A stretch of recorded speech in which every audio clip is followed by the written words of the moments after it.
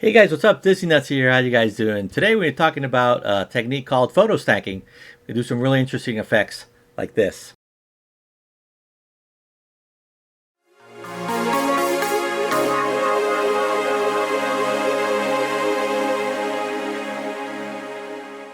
Okay, pretty cool, right? Now this is obviously Enchantment, the fireworks, and it's shot from Fantasyland. Actually, the exit of one of the rides there, the one of the Little Mermaid. And what we're doing here is actually combining a couple of photos. As you can see, everything looks like in perfect exposure. For example, the fireworks looks great. The whole side of the castle, Prince Eric, looks great. But the secret to this is actually it's a combination of multiple photos. To be able to take this one shot like this, I would say it's really difficult to do. Not impossible, but it's really difficult to do. So that's where we're going to be using the technique that's called photo stacking, which is, as its word says, it's where we combine one photo on top of the other, and doing some settings inside Adobe Photoshop, we allow certain things to pass through, and this way create one amazing photo like this. Now, without further ado, let's head into the computer and show you exactly what I'm talking about. Let's go. So here we have two photos that we imported into Lightroom, and we can use more photos, but for the simplicity of this exercise, we're just going to use two. And the first one that we're going to be using is this one, which is a fireworks shot. As you can see, everything looks great on the fireworks. Colors look sharp, everything exploding great, looks awesome. And now the second one that we're going to be using, actually one without the fireworks shot, but you can see what is the the rocks here and Prince Eric's castle. It comes out pretty well exposed. And obviously there's different exposures on each one of them. For example, in the case of the fireworks, you have this one, which is 19 seconds at f11. Now don't worry about how I shot this. I will be doing a video explaining a little bit more in detail how we shoot fireworks and all other fun stuff, but I just want you to see is the difference of one another, that there's two totally different settings on the camera, but it is the same location. So with that said, make sure that when after you're taking all your fireworks shots or whatever shot you're doing, in this case to do these photo stacking, is that you do not move the camera. And obviously you'll need a tripod for this, and if possible a remote, so you don't move the camera. So the first shot, as we can see here, 19 seconds at f11, and all this area down here is dark, but in the second shot all this area down here is really well lit. So what we're going to do, we're going to select the two photos. You can do it with the shift or the control key, and we're going to right click on one of the photos and go to edit, and we're going to select open as layers in Photoshop. Once it loads in Photoshop, you'll see something like this. On the right hand side under layers, you'll see your two photos, basically one on top of the other. Now, if you know how Photoshop works when you're talking about layers, it actually works from the top down. So the photos that are on top will take precedence from the ones that are underneath it. Now, right now, obviously, it's set to normal 100, so I can go ahead and hit this little eye icon, and you'll see that nothing happens because this photo that is on top is set to opacity 100, which means it's taken all the area. And in this case, if I turn this off, it will not see. But if I go to opacity and bring this down, you'll see that it starts showing what's underneath it.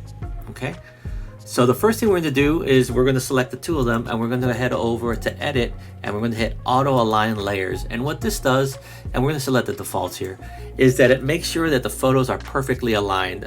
It goes and does its magic in there, and this way, if for any reason when we're taking these photos, if anything was shifted or just moved a tad, it will go ahead and align them perfectly. And you'll see here where it aligned it, and it said, oh, I couldn't fill in this area, so I'm just going to leave it blank, which is fine. We can go ahead and crop this a little bit and get rid of those lines. Just drag this in a little bit. And the same thing on the bottom. And when I hit enter, it looks perfectly aligned. And then the next thing, which is the cool trick, is where we're going to actually tell Lightroom that for the two images to show the light that is the part that has the lightest on it, which means which has something on it, that it's not black. And the way that we do that, we come to the first photo here, and we're going to select on the blend mode, and we're going to select lighten. And what this does is, you can see it's going to make the fireworks come all the way through to the back part of the photo that's in the back, and you see how everything here is now perfectly exposed, which is perfect. Now you can do this with multiple photos. If you got multiple photos with multiple fireworks, different shots, you can go ahead and select here and put lighten on more than one photo, as long as the last photo on the bottom that you have here is the one that has the perfect exposure on the background. So again, what I'm doing, I'm selecting the top photo. If you have multiple photos, you can select multiple photos and you select lighten. And what that will do is that it'll show everything that has some type of light on it all the way through all the photos. And here we go is our photo, perfectly exposed with the fireworks on the top and the bottom of the landscape of the ride of Ariel. And we hit that close button, and it's going to take us back into Lightroom. And in this case, what it's going to do, it's actually going to create a new file, a third file here, you can see. And it's going to actually rename it with the TIFF, which is what it combined it as. It went as a DNG, which is a raw file, and it's come back as a TIFF file. And then here you can do any type of edit that you want, which I'll leave up to you. But here you go. Here's our perfectly exposed photo of the fireworks with the exit of the mermaid. Now, when it comes to photo stacking, don't only consider it that it's used for fireworks. You can use photo stacking for a bunch of other stuff. And there's a couple of other topics that we're going to be discussing along the line. For example, like doing HDR photo and bracketing, which actually at the end of the day is combining photos such as photo stacking. But we'll get to those into the next couple of videos. And try with other stuff, and you can also do some really cool fun effects. And with that said, that comes to the end of our video. Hopefully you enjoyed this video, and hopefully you can apply and use these techniques on your Disney photography to make it better. Until then, guys, this is Disney Nuts here from home base. Please subscribe to the channel if you already have.